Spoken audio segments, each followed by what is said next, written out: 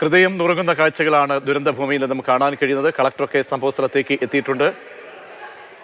ആദിത്യൻ ഓമനക്കുട്ടൻ ചേരുന്നുണ്ട്. ആദിത്യൻ, നേരത്തെ കണ്ട റിപ്പോർട്ടിൽ, കാരണം എത്രയോ സ്വപ്നങ്ങളൊക്കെ കെട്ടിപ്പൊക്കി ഉയർത്തിയ പൂർത്തീകരിച്ച വീടുകൾ അതൊക്കെ നശിച്ചു പോകുന്ന കാഴ്ച, അത് പകുതിയോളം അല്ലെങ്കിൽ ഭാഗികമായിട്ടൊക്കെ തന്നെ നാശനഷ്ടം സംഭവിച്ച വീടുകളൊക്കെ ഇനി ഒന്നേന്ന് അത് നിർമ്മിക്കണം. അങ്ങനെ ലക്ഷക്കണക്കിന് രൂപയുടെ നാശനഷ്ടം, ജീവഹാനി ഉണ്ടാകാതെ പോയത്, അത് ഒന്നിൽ ഒതുങ്ങിയത് വലിയ ഭാഗ്യമാണ്. കഷ്ടിച്ചാണ് പലരും രക്ഷപ്പെട്ടത്.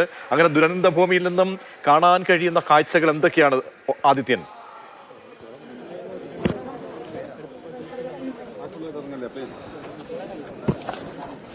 പ്രതീഷ്, പലരും ഈ വീടുകളിലൊക്കെ ഒറ്റയ്ക്കൊക്കെ ആയിരുന്നു ഉണ്ടായിരുന്നത്.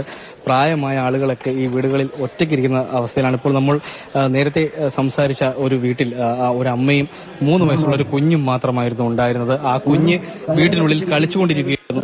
ഏതാനും നിമിഷങ്ങൾക്ക് മുമ്പ്, അതായത് ഈ അപകടം സംഭവിക്കുന്നതിന് ഏതാനും നിമിഷങ്ങൾക്ക് മുമ്പ് മാത്രം ആ കുഞ്ഞിനെ എടുത്ത് അമ്മ വെളിയിലോട്ട് പോയതുകൊണ്ടാണ് അവർക്ക് ആളപായം സംഭവിക്കാതിരുന്നത്. അത്തരത്തിൽ പലരും രക്ഷപ്പെട്ടത്, പലരുടെയും ജീവൻ രക്ഷപ്പെട്ടത് തലനാരിഴയ്ക്കാണ്. തരത്തിൽ വലിയൊരു ദുരന്തം. നമ്മൾ ഏറ്റവും ശ്രദ്ധിക്കേണ്ട ഒരു കാര്യം, ഈ വരാപ്പുഴയിലുണ്ടായ ദുരന്തം നമ്മുടെ കൺമുന്നിലുള്ളതാണ്.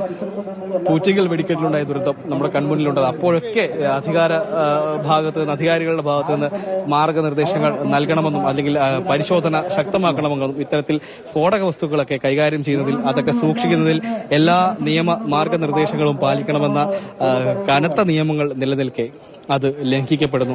വീണ്ടും അത് ആളുകളുടെ ജീവന് ഭീഷണിയാവുന്ന രീതിയിൽ, ആളുകളുടെ ജീവൻ എടുക്കുന്ന രീതിയിലേക്ക് കടക്കുകയാണ്. അതിൽ ഏതു ഭാഗത്തു നിന്നാണ് വീഴ്ച ഉണ്ടായതെന്ന് കൃത്യമായും പരിശോധിക്കേണ്ടതുണ്ട്. കാരണം ഇത്രയധികം ആളുകൾ തിങ്ങിപ്പാർക്കുന്ന, ഇത്രയധികം വീടുകളുള്ള ഒരു മേഖലയിൽ, ജനവാസ മേഖലയുടെ ഒത്ത നടുക്ക് ഇത്തരത്തിലൊരു ഗോഡൌൺ, അതും അനുവദനീയമായതിൽ കൂടുതൽ അളവിൽ സ്ഫോടക വസ്തുക്കൾ, അത്രയും വലിയ സ്ഫോടക വസ്തുക്കൾ അത് ശേഖരിച്ചു വെക്കുക.